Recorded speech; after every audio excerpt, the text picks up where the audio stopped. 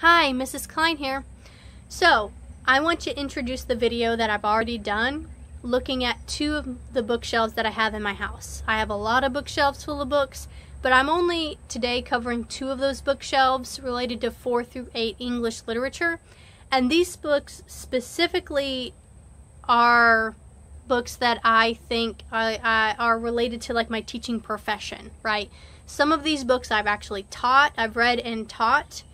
Other books I have not read, but might recommend depending on your age level and what I know about the book. And other books are ones that I wouldn't necessarily recommend teaching, but might be good to have just on your shelf in the classroom for fun to read, if it's age appropriate, right? I think everything I have to say is a disclaimer. Everything I have to say about these books, you should read for yourself and decide if they're appropriate for your students, age-wise or otherwise, right? I do want to do I want to do other videos going over other bookshelves of books that I own just for fun, like college books that I've read or books that I've read for fun. I have all my bookshelves organized in that way, by type. But I also want to do another book series just going over like books that I've taught. Like I'd love to do just a video on Breach of Terabithia because I have a lot to say about it, right? But these two shelves of books, I'm just kind of briefly covering what they're about, if I've read them, or what I think they're about if I haven't read them, and what I think about them as a teacher, right? And I will do other videos in the future going over my other shelves and then maybe go more in depth about some of the books I'm talking about today. Okay, well, I hope you enjoy the video. Bye! So, today I'm just going to talk about my basically like 4th grade through 8th grade literature that I think is good to have in a classroom, okay? And when I say good to have in a classroom, that might mean just on a shelf, or that might mean for a teacher to use teaching, or maybe these are some of the books that you have taught or you're thinking about teaching. So I'm just going to talk a little bit about these two shelves and then I'll end the video. And some of these I have read and some of these I have not, and I'll tell you which ones I have and which ones I haven't. But I do have some backstory to some of these, okay, that might be useful. So first things first, all of these books are written by Pam Ryan, and I know I'm mispronouncing her name, and I apologize for that, but I'm trying here. I love her style of writing, and I just love this like age group. Where would I put? Now, I have not read The Dreamer, right? I picked this up from the thrift store because I like the author so much. I picked this up. But I have read Echo and I have read Esperanza Rising, okay? Now, Esperanza Rising I've taught before to 5th graders, and I could probably do a whole video about the books that I have taught and what I think of them, and maybe I will do a video on that in the future on the books that I've read and taught in class. But for now, I'll say that, you know, I taught this to 5th graders and I really loved it. It's like a reverse Cinderella story. I have the English version and the Spanish version, which is really nice. I have read Echo like 2 months ago. I read Echo while on vacation, and I loved it. Echo is like it's like a historical fiction story wrapped in a fantasy, wrapped in a fairy tale, from multiple characters' points of view, all connected through the idea or theme of music. And it sounds really complex, but that's what it is. And I really love it. I really like her style of writing, and I like Echo so much. Story of this, see, that's a harmonica, which I just realized. Didn't even realize that was a picture of a harmonica until now. Which is what the story is kind of about, is this traveling harmonica. And it's really a wonderful read. The only thing is it's very thick. That would be tough to read in class just because of how thick that it is. I think it's appropriate for, let me think. Is there anything? I don't think there's anything inappropriate, but there are difficult issues that it deals with. Definitely difficult issues, but I don't think there's anything inappropriate. I think a 5th or 6th grader could read this and up, right? 5th or 6th and up. But it is very long, which can make it hard to be a book to choose for school. Dreamer I haven't read yet. This one's wonderful. It's not too long, and it has a Spanish version, which is great for my Spanish-speaking students. So they can kind of be a little bit more included if English isn't their first language. And it has, and I love it because it really does integrate. It really shows because the protagonist, it's a reverse Cinderella story, and the protagonist is from Mexico, right? So it really shows her culture and her values, which is great. Well,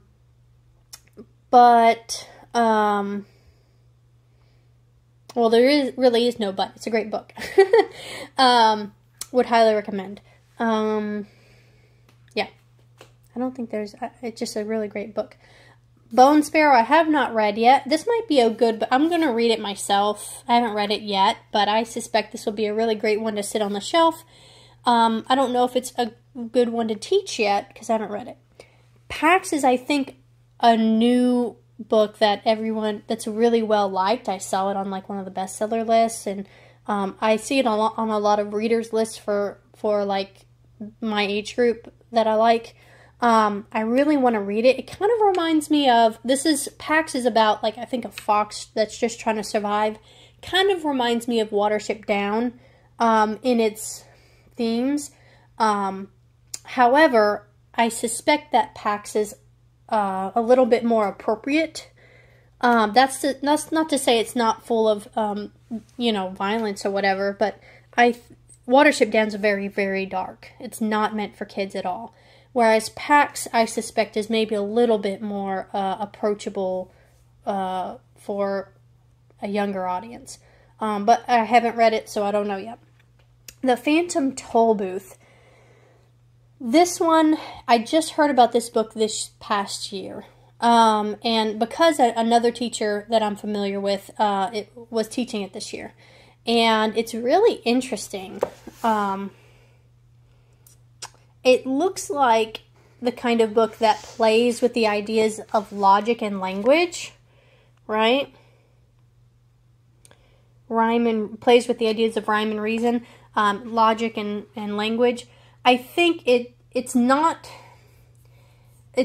kind of reminds me of Alice in Wonderland in the way that it plays with logic. Again, I haven't read it, but based on the description, that's what I liken it to. Obviously, it's a very different kind of book. It's not like Alice in Wonderland, but in the way that it plays with language and logic, I suspect that it is in that way similar.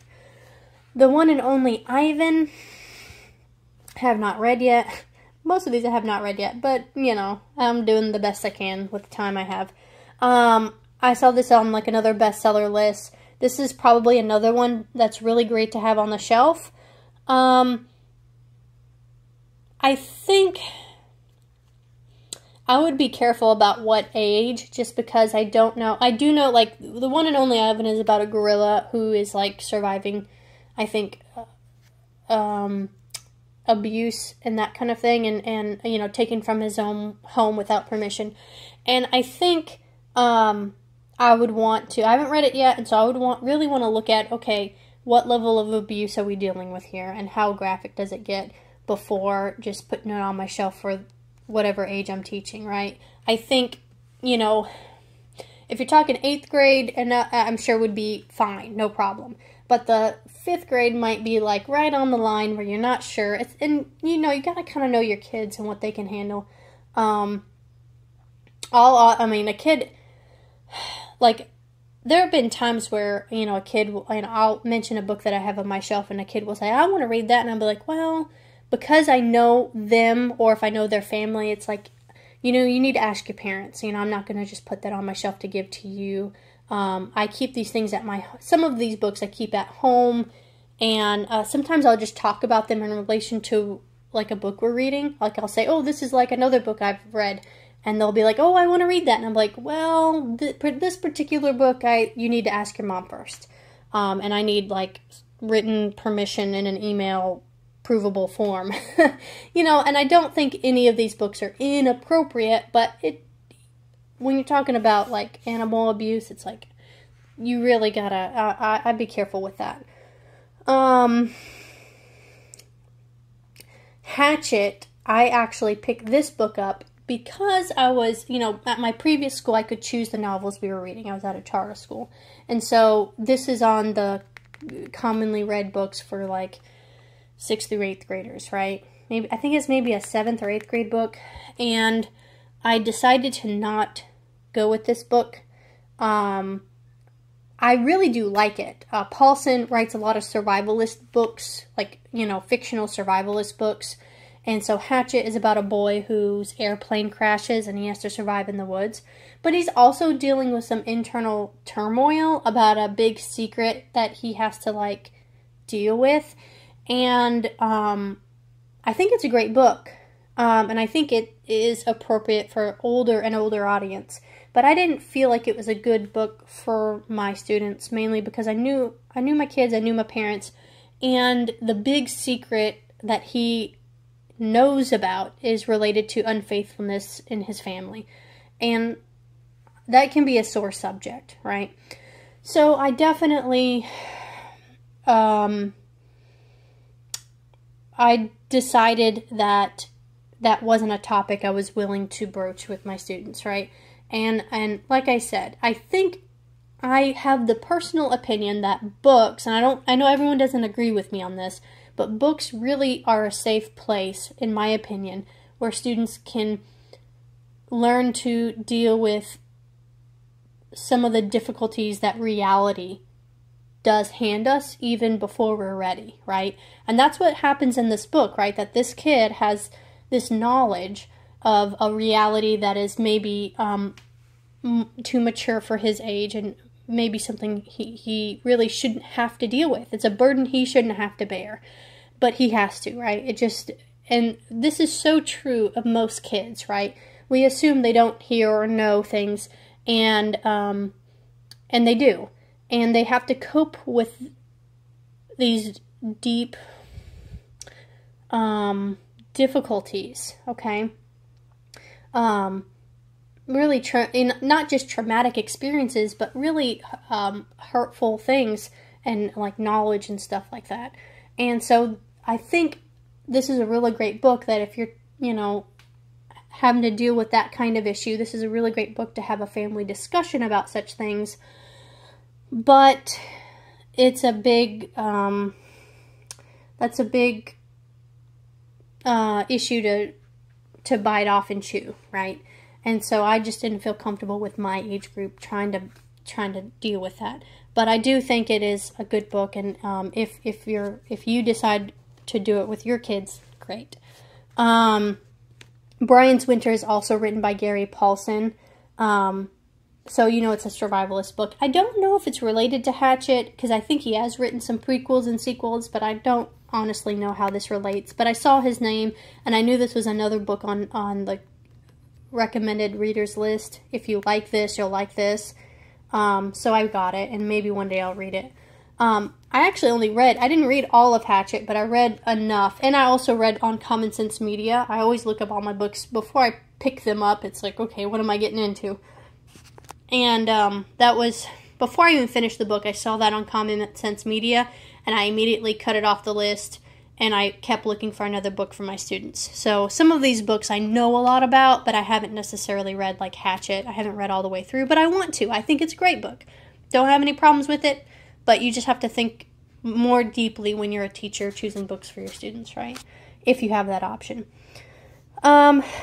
Kate DiCamillo. I think I've mispronounced her name in every single way possible. I've said DiCamillo, DiCamillo. I don't know. I pronounced it 100 different ways, and I don't know which way is correct. But I really love this author, and I love her books.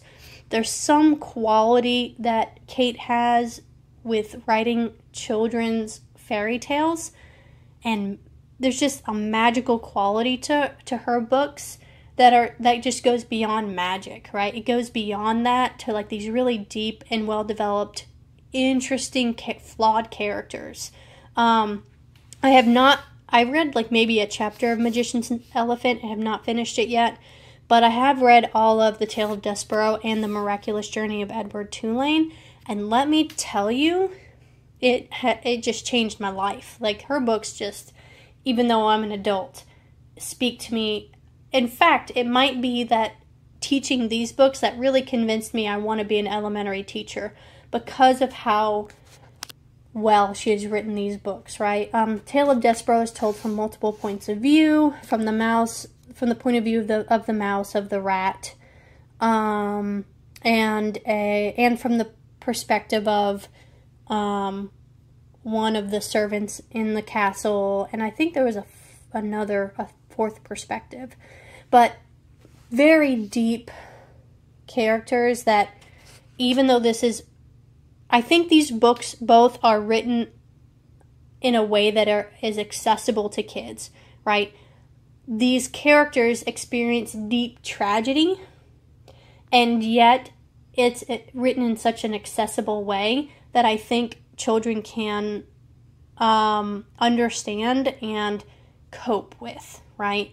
I mean, I will do a whole video on Tale of Despereaux, and I'll do a whole video on this book, because I could sit here and talk for 30 minutes about each of these books, but her characters are so well developed, and they experience very, very deep tragedy, and that's so true of our students. If they haven't, some students will experience deep tragedy when they shouldn't have to at a very young age, and some will experience it, eventually we all do, right? But these books really help kids. Like, these are flawed characters going on a quest. Both of these I would say in both of these books, the characters go on this magnificent quest of gaining self-knowledge, of growth, and an understanding of beauty and the world. I really, really love her books.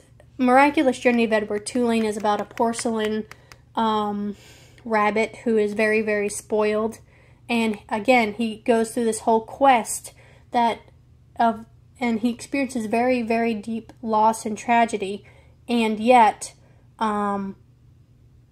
is still able to come and grow as a result of all of that, and persevere, right?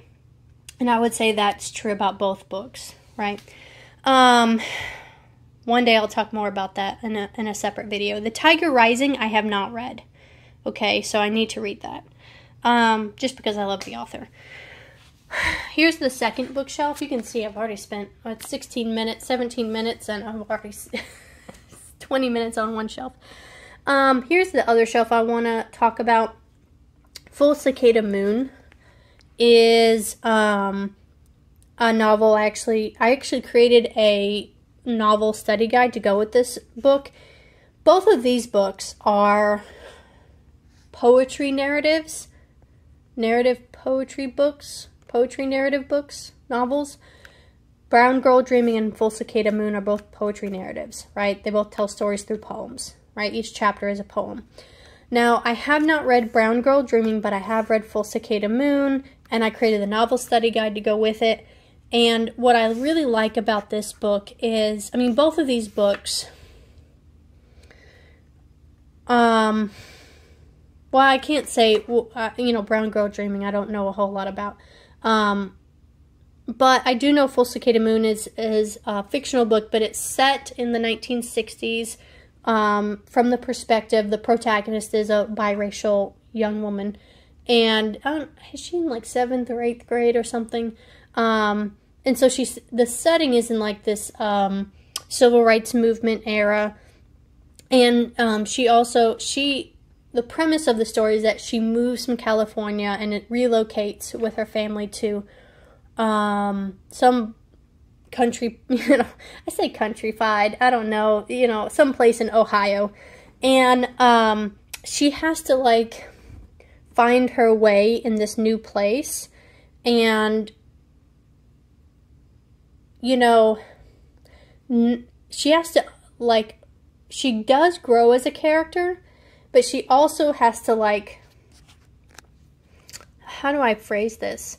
I could do a whole book, I could do a whole video just about Full Cicada Moon. She really has to, like,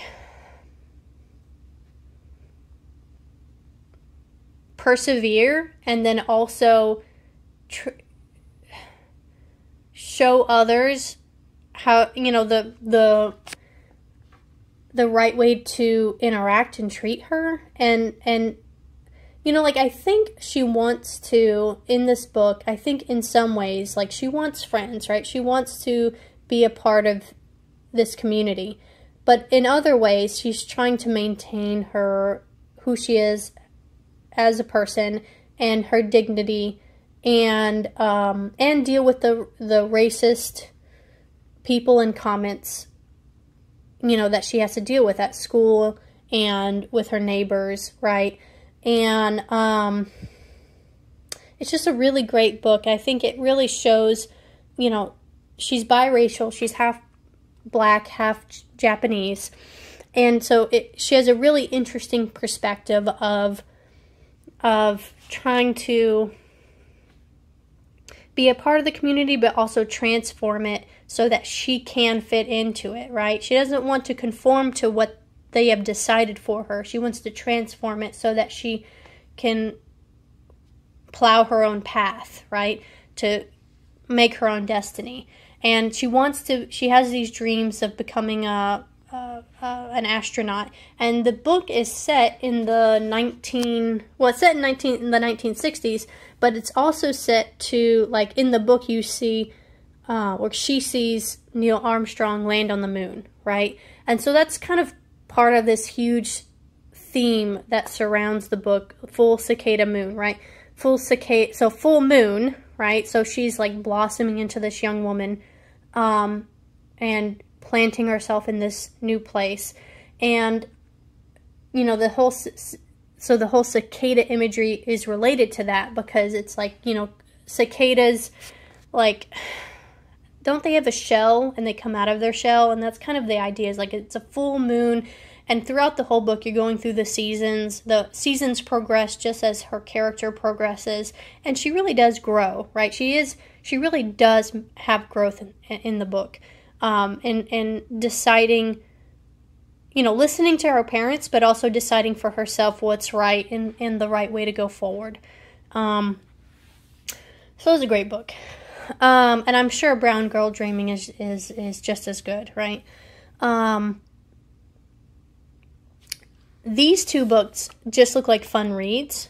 I don't know. I suspect these are not the kind of books that need to be used for teaching purposes, but are just like fun reads. And so that's what these, you know, I want to read them, and then once I read them, I want to put them on my shelf at school, because I suspect these are just fun mystery books that I can just have on my shelf for the students to read. Now, Salt to the Sea.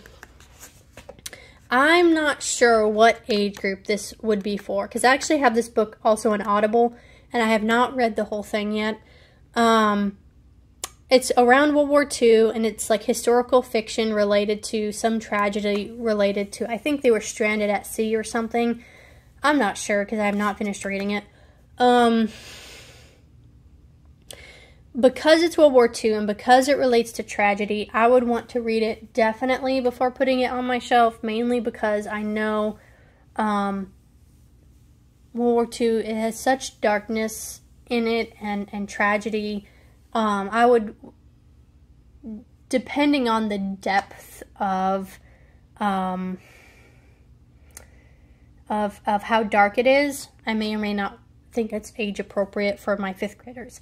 But this could be like something to put on the shelf for 8th graders. But I would want to read it first, because, you know, as soon as you start talking about World War II, it's like, okay, I really got to know what's in this before putting it on my shelf.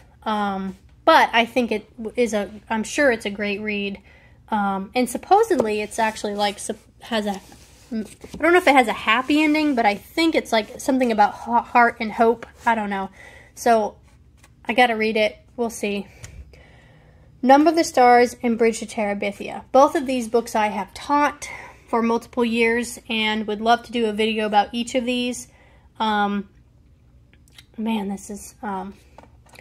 Number the Stars, it's such a great book, and I think it's a staple of...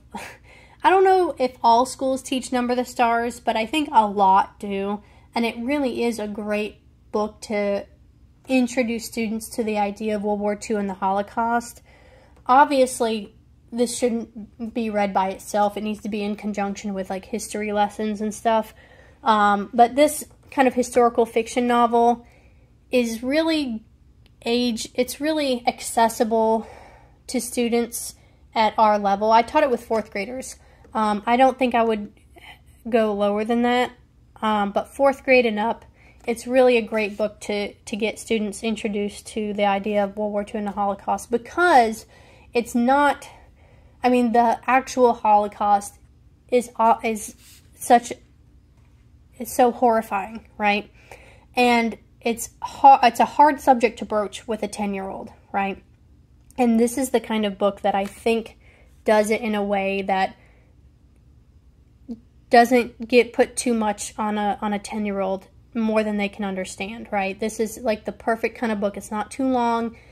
It is very engaging, and it's set around people of Denmark trying to help Jews escape out of Denmark before the Nazis take over. And it mostly ends on a, like, where they were able to, like, the main characters were able to escape. Now, not everyone does at the end of the book. Like, I think there's, like, one scene, like, one page where it mentions, like, one dude didn't make it, right? And he was hung in the streets. So that's like the darkest part of the book, is where it's like basically the afterword. It's like the last chapter of the book where you find out, like, one dude of the people that we have knowledge about in the book didn't make it. Now, obviously, the actual World War II Holocaust is, most stories out of the Holocaust don't end that way, right? Most stories end in tragedy. But when you're talking about 10-year-olds, this is, I would say, of all the books, this one is the most accessible and is a good entryway, because eventually the students are going to have to read Anne Frank, right? Students are going to have to read more other books that go into the gory details, right? And this one just is a great, like, if you have to introduce it, I mean, you do have to introduce it, and this is it's just like, it's the book. It's the book that really the student can be introduced to it. I really need to do a whole video on this. Bridge to Terabithia I also taught, and I think it's an excellent book. I could sit here and talk for 30 minutes about Bridge to Terabithia. And the main thing I would say is I highly recommend it. I taught it with my 4th graders, and I would still continue to teach it with my 4th graders. I think 4th or 5th would be fine. But the main thing is, if you choose this book, the main thing is to make sure you let your parents know. I would say make sure to ask parents to read the book before you read it together as a class. Mainly because I don't think there's anything inappropriate in this book, but there are issues in this book that may make parents uncomfortable. And like, one of the main characters dies in the book, which is the main tragedy of the book. And there are other issues in the book, like talking about Santa and the truth around that. And, the main character, Jesse Aarons, he's just a kid, and this is realistic fiction. So he's just going about life. He's just a country boy in a country town, and he's just, other boys have competition with him, and he makes friends. And he has troubles at home, he fights with his siblings. And I think this book is very relatable to most kids. But, you know, he does have a crush on his teacher, which, you know, there's nothing inappropriate that comes out of that, but those are feelings he has to deal with, right? So these are all issues that I would not want to surprise a parent with, right? And I do think this book can absolutely be taught in an appropriate way, right? I do think this is a great book, but there is a lot of work on the teacher's end to make it appropriate, right? I do think it requires a lot of work on the front end so that there's no issues on the back end about what happens in this book. I think it's worthy of reading. The ending is wonderful. It really deals with, you know, a little boy learning how to deal with grief. And I think it's an excellent book, but I also think there's a lot of work you have to do on your end to make it a little bit more accessible for your students and your families.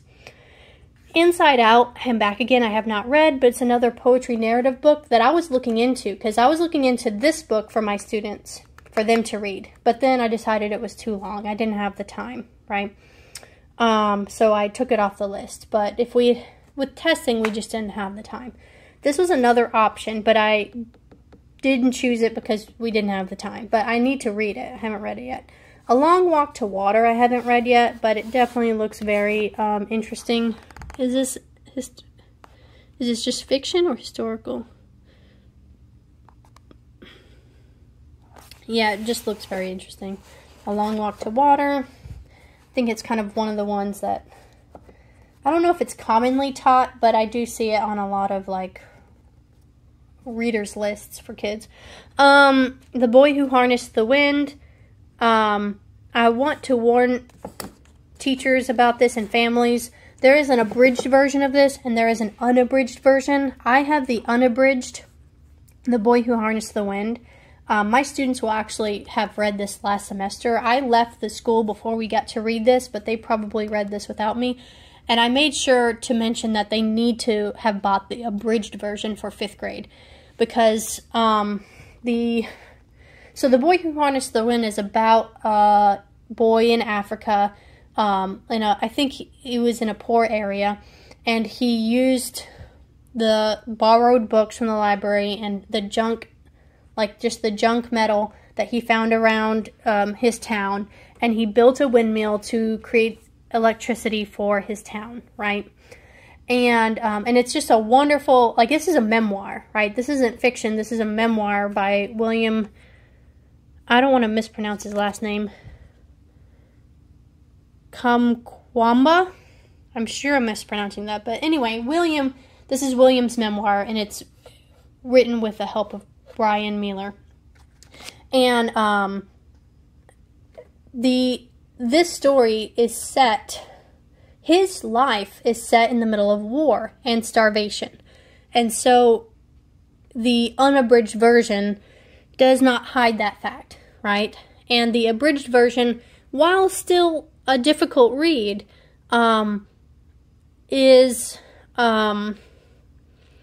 includes like you see, I don't know if you see people, but I do know that you see, like, animals starved to death and those kinds of things. So it's definitely, among other things, I don't know what else, I don't remember what else is in that book, but it's definitely not something I would just, it depends on the age group, right? I wouldn't just leave it on the shelf. I definitely wouldn't go lower. I would say 6th grade or above, right? I know other teachers have taught it for 4th grade, maybe the abridged version for 4th grade, but I would even do abridged version maybe for 5th or 6th, because that's pretty hard stuff for a kid to read. But this is the unabridged version, which I would recommend for, like, high school and up. I wouldn't do the unabridged. I would do the I would do the abridged for, like, 6th through 8th, and maybe the unabridged for higher, if they can handle it. Island of the Blue Dolphins. This one I really love. I have taught this multiple years. The main thing with this one, this is another survivalist book, but with Hatchet, it was a boy survivalist book. Island of the Blue Dolphins is a girl survivalist book, but this one's about a Native American, which is a really great book to, like, talk about Native Americans and do that whole lesson. That's really great. I like that element of this book, to bring up Native Americans at least once in the year. The main thing with this book is, and it is based on, like, there's this legend of a Native American who survived on an island for many years, and so that's what this book is based on, this legend. However, most of the people in this book either die or leave the island. That's why she's alone on it. And that's why she has to survive on it alone. It's because they've either died or left, including her brother. And so that's important to remember if you're going to choose this book to read. It's a great book, but most of the people die or leave. And so that can make it hard for students. I felt like the students really I think every year I taught this book, the students always liked it, and the parents too, because the language in this is really good. It's beautiful, like it has like good like metaphors and stuff, and it talks about nature and appreciation for nature. And I feel like a lot of parents have a soft spot for this book because they read it in school too. And it's not too long. It's not too long. It's not too hard to read. I think all of my kids and even my parents really like this book. However, all my kids always complained, they all liked it, but everybody dies or leaves. So that's the only caveat to that. So you may want to preface, and I did, right? You'll want to, and I did preface my families and my students that most of the people die or leave. And that just, a lot of these books that you teach, you really, really need to like heavily hint. If there's some deep tragedy in it, you need to heavily hint so that they can kind of prepare themselves so it's not a shock. I don't try to give away specifically what happens, but I warn them when I give them some warning, right? Wolf Hollow. This is probably a book, I have to read it first, but this is probably a book I'll just keep on my shelf. I don't know that I would recommend teaching this book, because I haven't read it, and I don't know anything about it. But after I read it, if I think it's appropriate, I'll put it on my shelf. Same goes for Greenglass House and Ghosts of Greenglass House. I think I only read a couple chapters in. I don't know if I was just too bored or what. I do want to read it, but I just haven't had a chance. It's like Wolf's Hollow. It might go on my shelf if I think it's appropriate. Alright, so that's all the books for like that I think are like good to either teach or have on my shelf for ages 4 through 8. I have many, many more shelves to do in the future. If you like this video, you can like it and leave a comment below if you feel like there's some book that you have on your shelf that you think belongs on my shelf, and maybe I'll look it up and make a purchase. Okay, have a good day. Bye.